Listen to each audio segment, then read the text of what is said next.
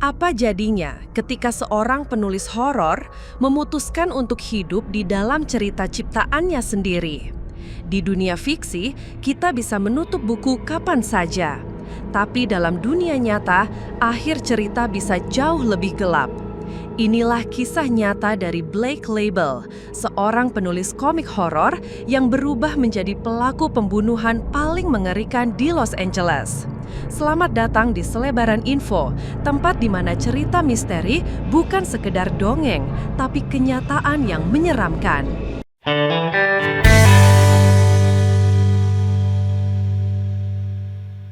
Blake Label lahir 8 Mei 1981 di Toronto, Kanada. Blake berasal dari keluarga kaya di Toronto. Ayahnya seorang pengembang properti sukses dan mantan atlet Olimpiade Kanada. Ibunya adalah berasal dari keluarga kaya pemilik bisnis plastik. Blake dikenal sebagai seorang yang kreatif dan memiliki minat besar dalam dunia hiburan. Ia adalah seorang gamer yang berbakat, bahkan pernah memenangkan kejuaraan dunia dalam permainan Half-Life. Dengan dukungan finansial dari keluarganya, ia pindah ke Los Angeles pada awal 2000-an untuk mengejar karir di industri hiburan.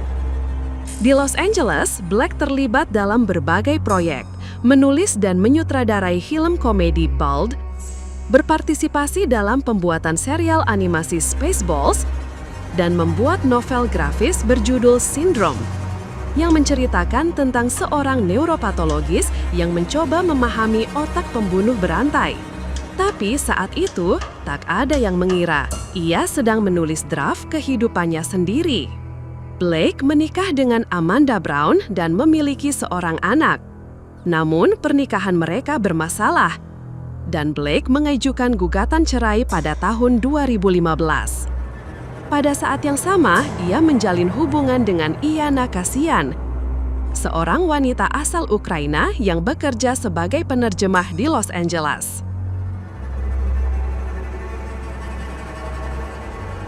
Iana Kasian adalah mantan pegawai kantor kejaksaan di Ukraina.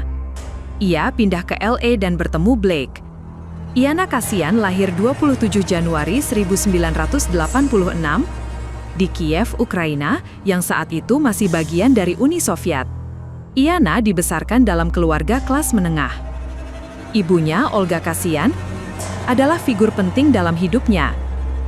Informasi mengenai ayah dari Iana Kasian belum tersedia secara publik. Dalam berbagai laporan media dan dokumen pengadilan yang membahas kasus tragis pembunuhan Iana, hanya ibunya, Olga Kasian, yang disebutkan secara eksplisit.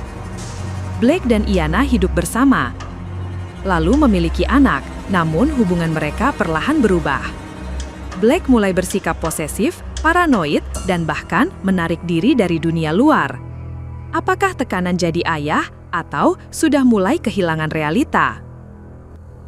Teman-teman Blake mulai jarang melihatnya.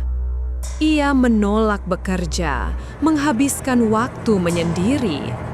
Bahkan istrinya dari pernikahan sebelumnya menggugat hak asuh anak. Saat Iana baru melahirkan anak perempuan mereka, Blake justru menunjukkan gejala-gejala tidak stabil dan semakin tertutup dari dunia.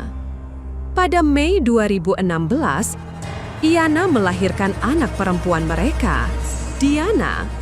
Namun hubungan mereka memburuk setelah Blake ditangkap atas tuduhan kekerasan seksual terhadap wanita lain. Iana sempat melaporkan Blake atas kekerasan dalam rumah tangga, namun ia kembali ke apartemen mereka beberapa hari kemudian. Pada malam 23 Mei 2016, Iana dilaporkan menghilang oleh ibunya. Ia terakhir kali terlihat masuk ke apartemen Blake, lalu tak pernah keluar lagi. Lalu pada 26 Mei 2016, polisi mendobrak pintu apartemen Iana Kasian yang ia bagi dengan Blake dan menemukan Blake terbaring di samping jasad Iana yang sudah tak bernyawa. Adegan di kamar itu seperti potongan dari cerita horor. Tubuh Iyana kehilangan seluruh darahnya. Tengkoraknya dihancurkan dengan cara yang sangat presisi. Luka-lukanya seolah mengikuti prosedur ilmiah. Berdasarkan laporan forensik, ia disiksa selama berjam-jam sebelum tewas. Beberapa bagian wajah dikuliti. Ada tanda-tanda ini dilakukan bukan dengan amarah, tapi dengan metode. Hal yang paling mencengangkan adalah kemiripan metode pembunuhan ini dengan isi komik sindrom yang ditulis Blake. Di sana ada eksperimen pembunuhan untuk mengamati sifat asli manusia. Seorang karakter bahkan dikuliti untuk memahami emosi terakhir. Sama persis seperti yang terjadi pada Iyana. Dalam persidangan, Blake tidak menunjukkan rasa penyesalan. Ia duduk tenang, datar, seperti sedang membaca naskah. Jaksa menyebutnya sebagai pembunuh berdarah dingin yang menjadikan manusia sebagai eksperimen. Hasilnya, penjara seumur hidup tanpa kemungkinan pembebasan. Psikolog menyebut Blake sebagai narsisistik dan manipulatif. Banyak spekulasi bahwa Blake menderita gangguan mental yang tidak pernah didiagnosa.